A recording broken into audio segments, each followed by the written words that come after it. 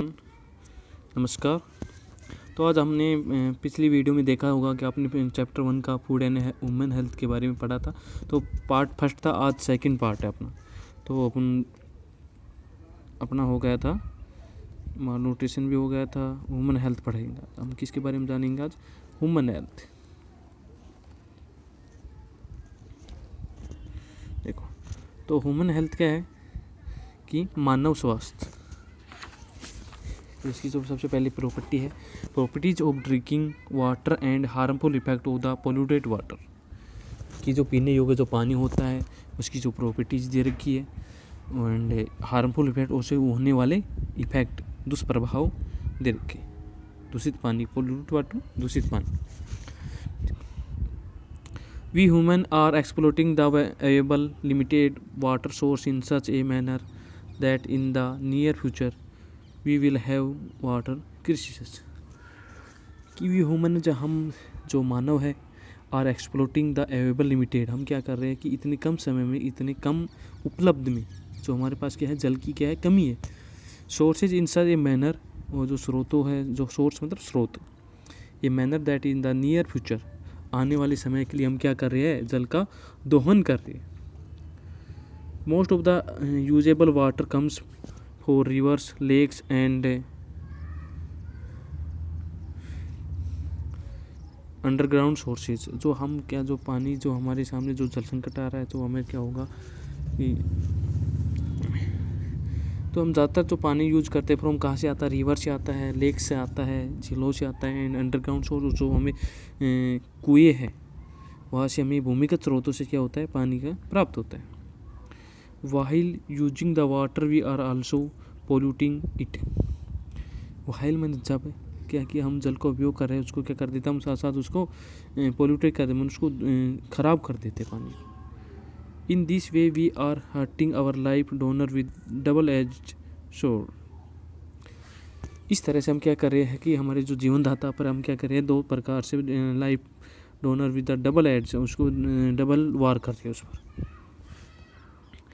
It is useless to discuss about the uses of water. Useless discuss about the use of water. तो यही कहना चाहेंगे, क्या होता है कि हम जल की जो डिस्कस, जल के बारे में, यूजलेस में उपयोगिता के बारे में चर्चा करना क्या है, वर्थ है। और क्या कहेंगे, इफ़ यू से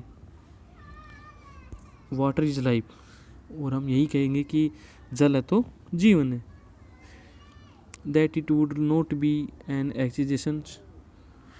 और तो अगर हम जल ही जीवन कहेंगे तो ये मतलब कोई मतलब शौक वाली बात नहीं, अतिशोक्ति नहीं होगी इस नाम से लेने से, क्योंकि हमने ये बार बार ये शब्द पढ़ रखा है कि वाटर इज लाइफ, जल ही जीवन है। फिर भी हम क्या कर लेते हैं, इसके बावजूद, पता होने के बावजूद हम क्या है, जल का दोहन कर रहे हैं।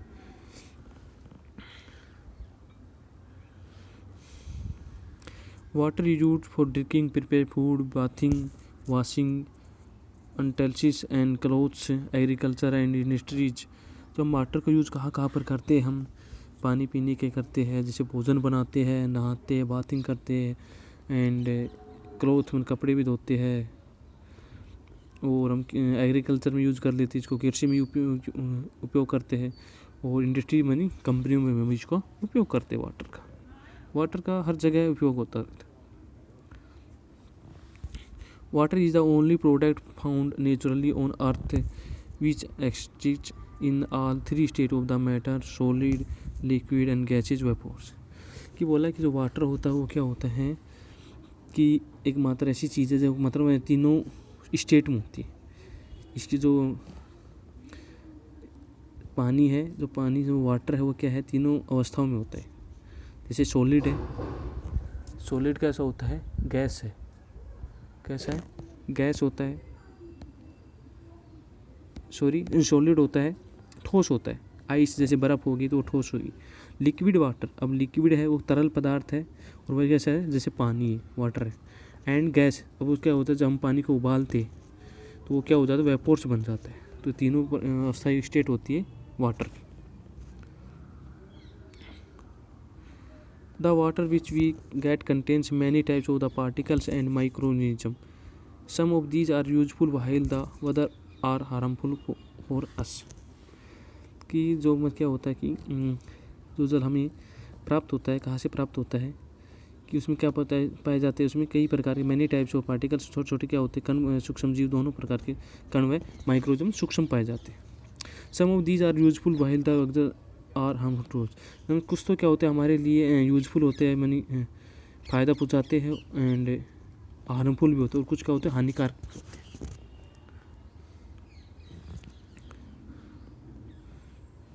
Portable water should have the following properties. अब बोला कि पीने योग्य जो जल है उसमें क्या प्रॉपर्टीज होनी, क्या मनी उसमें गुणता होनी चाहिए, गुण होने चाहिए उसमें। Water should not have visible particles and vegetation should not have harmful microbes. pH of water should be balanced. Water must have the adequate amount of the dissolved oxygen.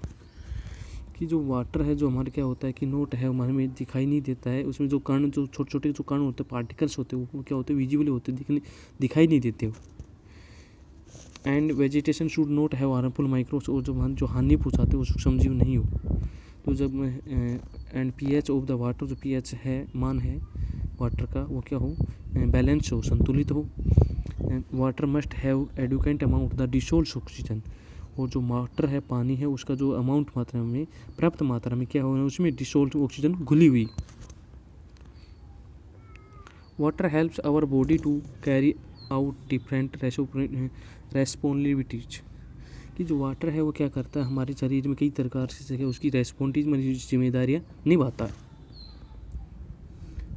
All the metabolic activities of the body is carried out by the water. जो water होता है वो क्या करता है हमारे क्या काम फंक्शन करता है बॉडी की, क्या करता है वो हेल्प करता है।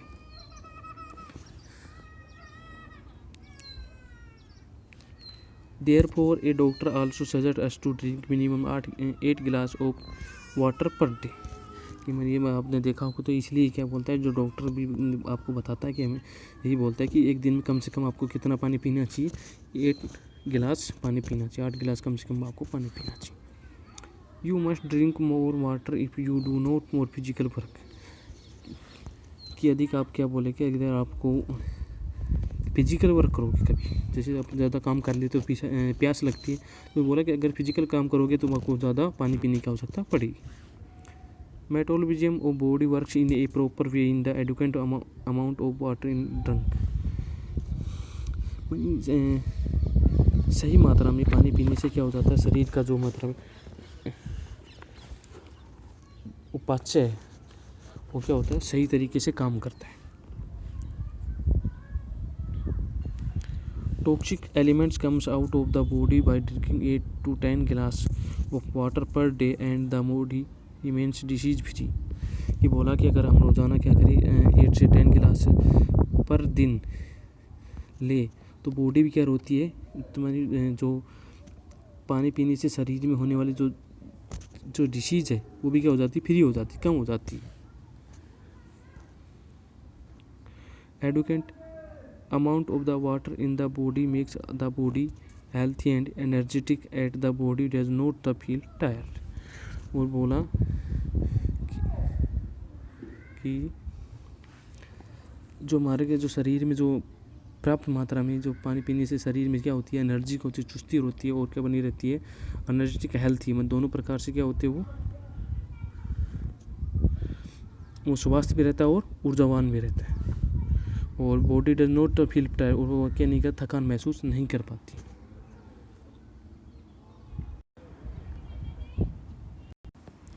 अब है water maintains adequate fibres in the body that improves our immunity power and susceptibility to disease decrease. कि वाटर को जो पानी है, पानी में अगर पानी से शरीर में रेसोमन फाइबर जो दे रखी इसकी पर्याप्त मात्रा रहेगी तो जो हमारे शरीर में क्या होती है उसकी इम्यूनिटी पावर बढ़ जाती है, और जो डिसीज़ होती है, बीमारी होती है, वो भी क्या हो जाती है, कम हो जाती है। Unnecessary fats do not get deposit in the body of adequate water. कि ज़्यादा फैट भी है, जो अधिक जो फैट्स है वो डिपॉजिट नहीं हो पाएगी बॉडी में अगर हम वाटर को पीते रहेंगे। पानी को प्रचुर मात्रा में रखेंगे तो अनावश्यक जो चर्बी है वो भी जमा नहीं होती। Sufficient intake of the water reduce the chances of the any kinds of allergy to the body। कि अगर हम पानी को सफिशिएंट मात्रा पर्याप्त मात्रा में पीते रहेंगे तो जो मतलब चांसेस कम हो जाते हैं, चांसेस एलर्जी होने के भी चांसेस कम हो जाते हैं।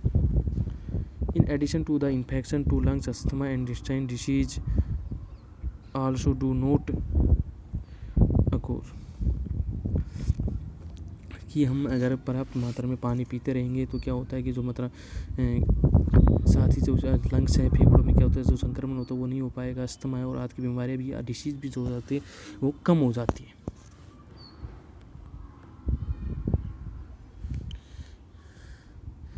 Regular drinking a lot of water also avoids the danger of the calculus. क्या अगर हम रेगुलर पानी पीते रहेंगे तो जो हमारे जो अवॉइड्स टू डेंजर और पथरी होने का भी खतरा टल जाता है। Drinking adequate amount of the water protect us from disease like common cold.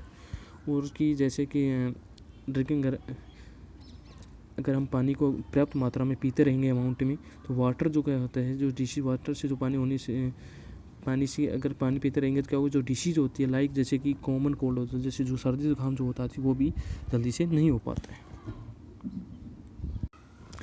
अब है side effect of the contaminate water. कि जो मतलब जो साइड इफ़ेक्ट होते हैं, जो कॉम्बिनेट में दूषित जल के जो दुष्प्रभाव है वो दे रखे इस प्रकार। Many disease grips us if the portable water is the commuted. जो अधिक पानी पीने का जो पानी अगर दूषित हो तो हम क्या हो जाता है, हमारी कई प्रकार की डिसीज हो जाती है।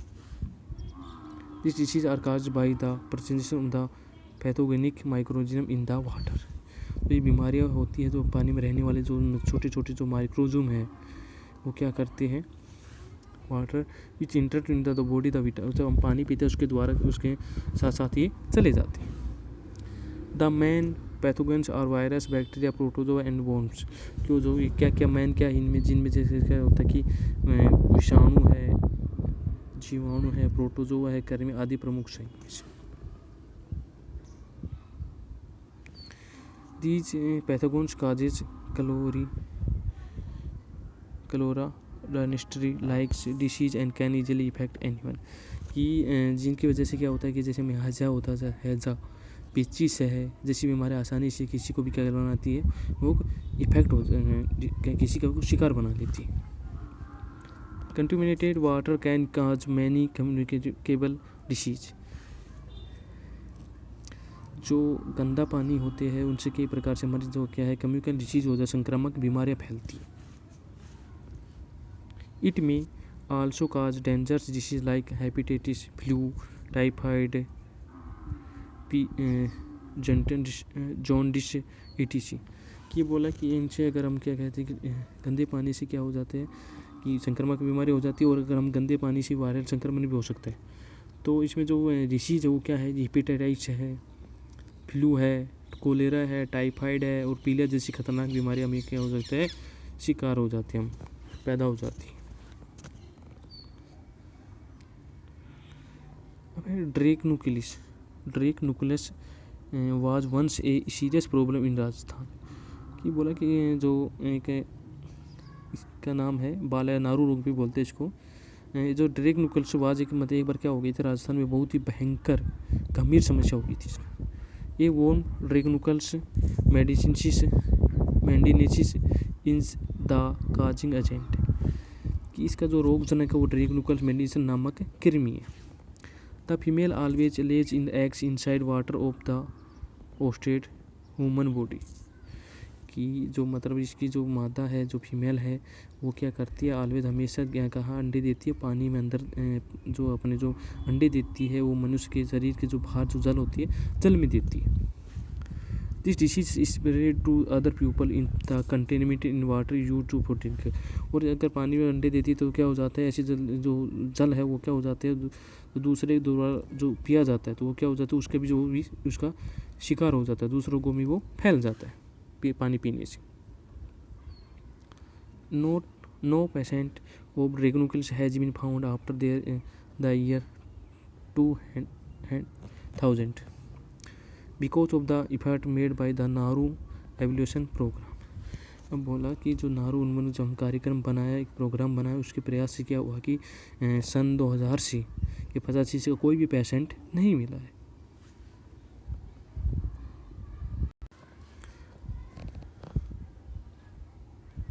टू स्टॉप इट्स रिमेज एड to the issue from water borns disease, drinking water should be filtrate boiled and cooled before use. अब बोला कि इसी को स्टॉप करने के लिए इसके मतलब क्या क्या प्रयास किए गए, तो इसको क्या बोला कि इसको जाने के लिए हम जैसे पानी को क्या करना चाहिए, बॉइल्ड करना चाहिए, उसको उबालना चाहिए और उसको ठंडा करके पीना चाहिए, और उसके साथ साथ क्या करना चाहिए, उसको फिल्ट्रेट में उसको छान कर भी पीना चाहिए, छान कर पीना चाहिए। Bathing washing clothes in rivers ponds should be prohibited and the water resource should be cleaned frequently because healthy tomorrow is where there is healthy water. कि जैसे हम नदी तालाब का जो पानी होता है उनमें क्या करते हैं, नहाते हैं, कपड़े धो लेते हैं, जैसे क्या करते हैं उन्होंने मना कर दे कि आप कोई कपड़े नहीं धोएगा, कोई नहाएगा नहीं, वो समय समय पर उनकी क्या होनी चाहिए, सफाई होनी चाहिए। क्योंकि हेल्थी टुमारो, अगर स्वच्छ healthy tomorrow is where there is healthy water, कि अगर पानी स्वच्छ है तो कल स्वस्थ है, स्वस्थ जल है तो स्वस्थ कल है। Healthy tomorrow is where there is healthy water. अब है ओबिसिटी। ओबिसिटी मतलब मोटापा। तो obesity is that condition when exist body fats get accumulated in the body to the extent that it start to have harmful effect on the health. कि जो obesity है वो एक ऐसी स्थिति है, कंडीशन है, जिस एक्सरसाइज बॉडी टू फैट्स क्या हो जाती है, अत्यधिक क्या हो जाती है, बॉडी में फैट्स जमा हो जाती है। This could reduce to protein age, और यह क्या होती है कि इस कारण क्या होता है, प्रोटीन एज मतलब जो एज है वो भी क्या दिखाई देने लगती है, कम हो जाती है। बॉडी मास इंडेक्स BMI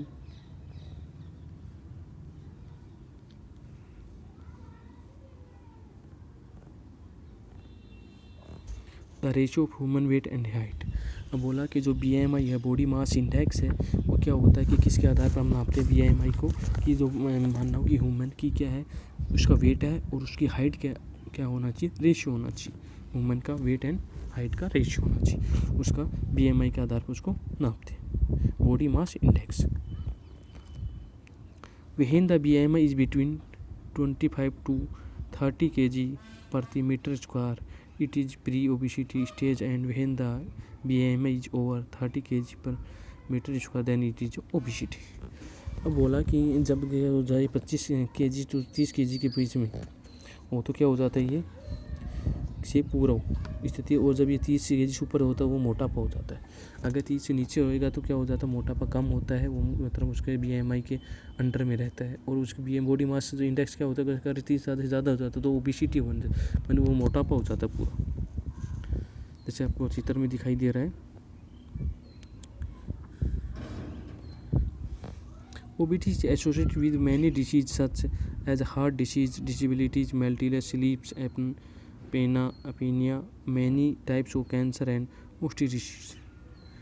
कि जो मोटापा है वो बहुत ही क्या है, बहुत ही रोगों से जुड़ा हुआ है, जैसे कि हार्ट डिसीज़ है, डिसेबिलिटी मैलिटीज मतलब कि मधुमेह रोग है, और स्लीप एपना जो मतलब नींद नहीं आती है, मैनी टाइप्स ऑफ कैंसर, और क्या हो जाते हैं, कई प्रकार के कैंसर हो जाते हैं, एंड ऑस्टियोआर्थराइटिस मतलब कि अस्थि संदैर्ध्य।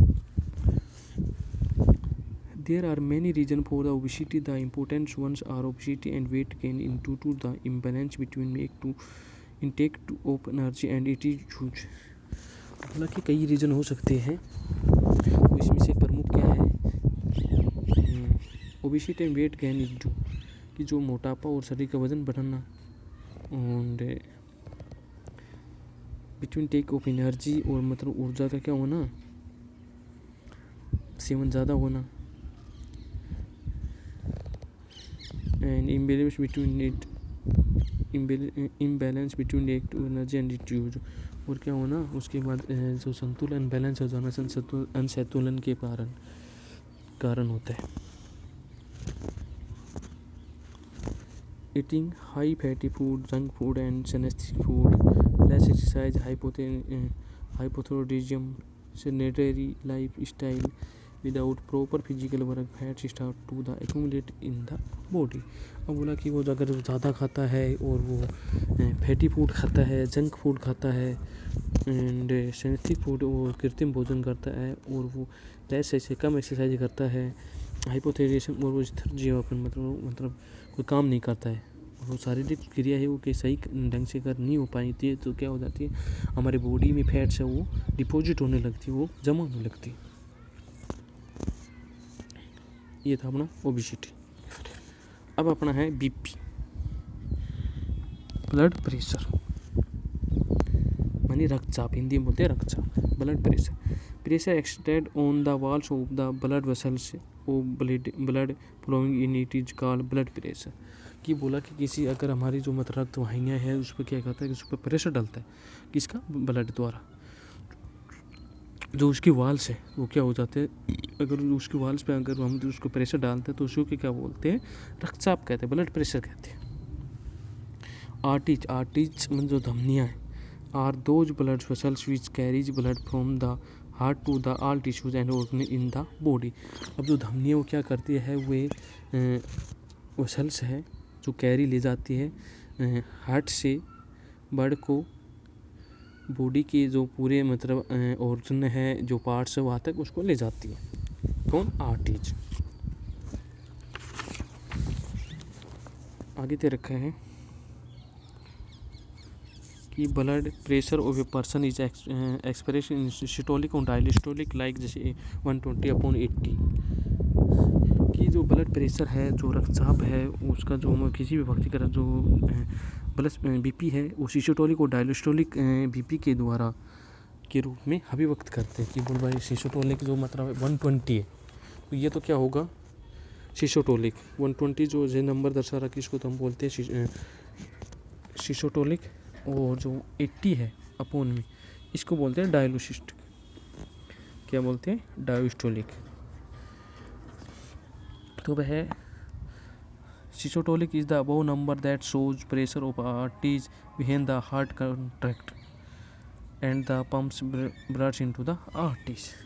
कि बोला सिस्टोलिक अर्थात मतलब अबव नंबर जो ऊपर की जो संख्या 120 है उसको दर्शाता है, किसकी जो धमनी है उसकी मतलब प्रेशर पड़ता है तो वो किसको दर्शाएगा, सिस्टोलिक को दर्शाएगा कि 120 जो मतलब प्रेशर पड़ रहा है इस पर। और इसमें आर्टरीज का व्हेन द हार्ट का कॉन्ट्रैक्ट, वो क्या कर हृदय की जो मांसपेशियाँ है वो क्या होती है, मैंने contract at pumps the blood into the artery, उसकी जो जब उस पर अगर दाब पड़ेगा तो वो क्या हो जाती है, धमनी में क्या हो जाता है, रक्त को पंपिंग करती है।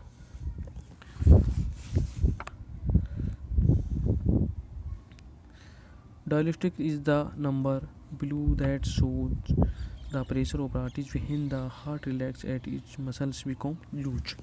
अब जो डायस्टोलिक है, जो नीचे वाली जो संख्या 80 संख्या को दर्शाता है, और उस दाब को मतलब क्या होता है कि जब इसमें मसल्स में क्या हो जाती है, ये बिकम्स लूज, और क्या हो जाती है, रिलैक्स हो जाती है, मतलब लूज हो जाती है, कौन, muscles.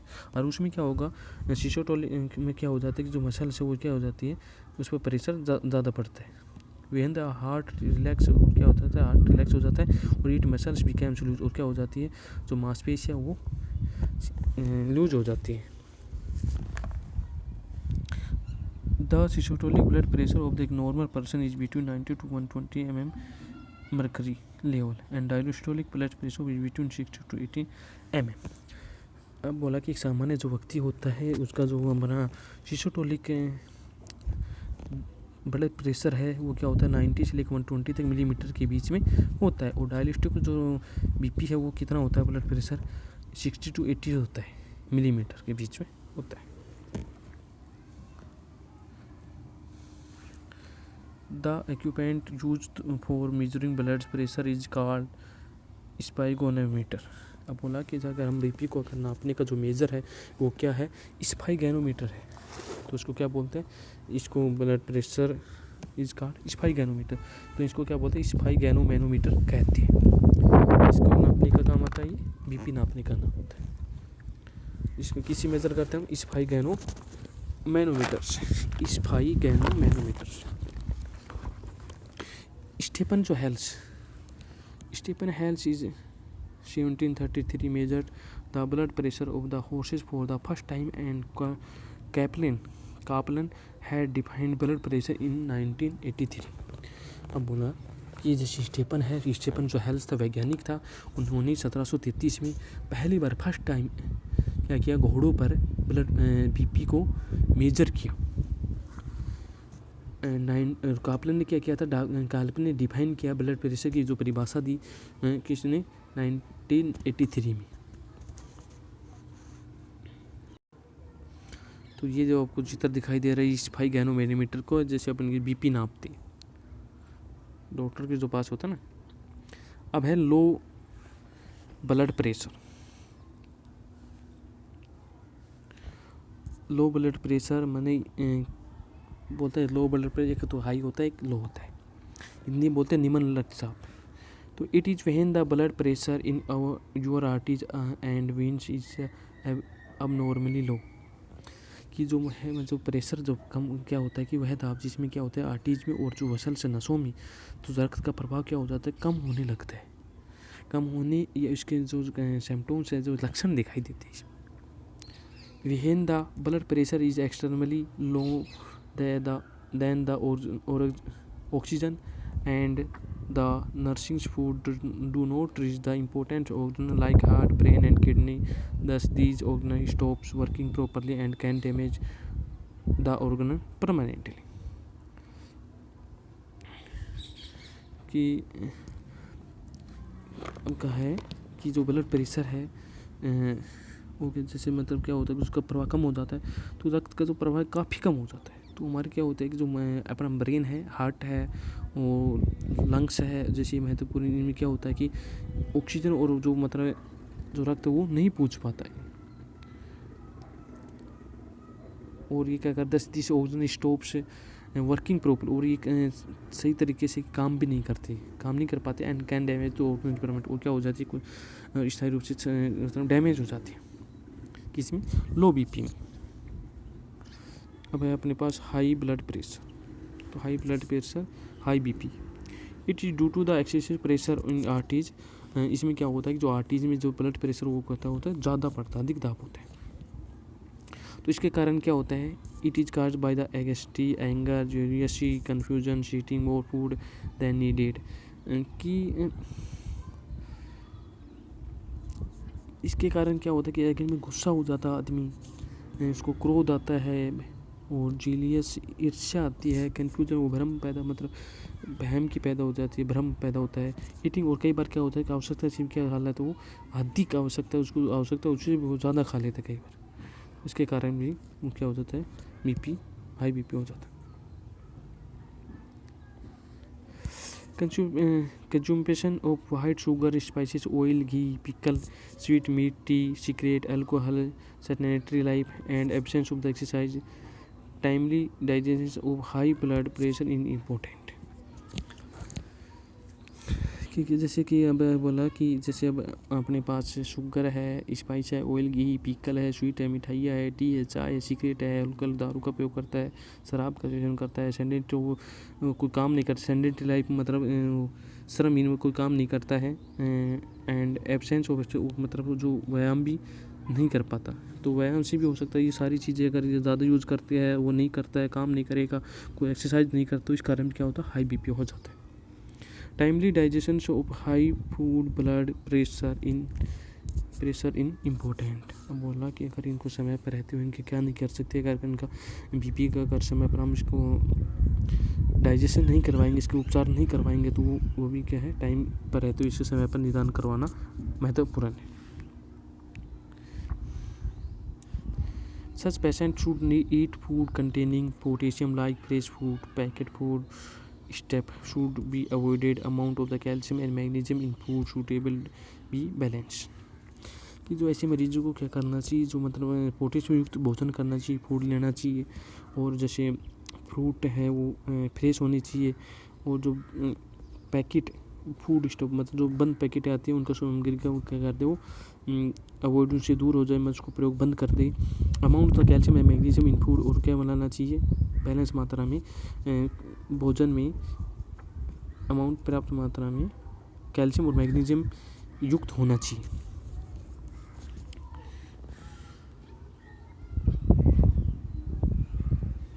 Eat more food item than containing fiber, starch, fats, meat and vegetables should be reduced। अब बोला कि ईट मोर कंटेन कि मतलब कैसे खाना चाहिए उसको,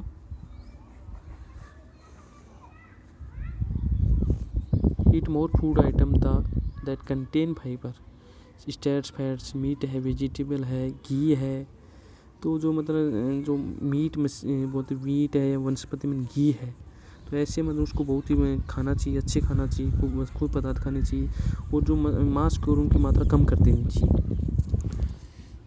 इन addition exercise regularly walking for 30 minute in the best exercise, और रोज़ाना क्या करना चाहिए, उसको 30 मिनट पैदल चलना चाहिए। तो ये बेस्ट एक्सरसाइज रहेगी, सबसे बढ़िया 30 मिनट आपको सर्वोत्तम एक्सरसाइज है पैदल चलना, वॉकिंग करना 30 minute. Yoga, meditation, pranayama should be done daily, smoking and drinking alcohol should be avoided. वो क्या कि जो हम प्राणायाम करते हैं, योगा करते हैं, मेडिटेशन ध्यान लगाते हैं, प्राणायाम करते हैं, शुड बी डन डेली, हमें रोज़ाना करना चाहिए। और स्मोकिंग और ड्रिंकिंग से क्या होना चाहिए, अल्कोहल से अवॉइड होना, दूर रहना चाहिए।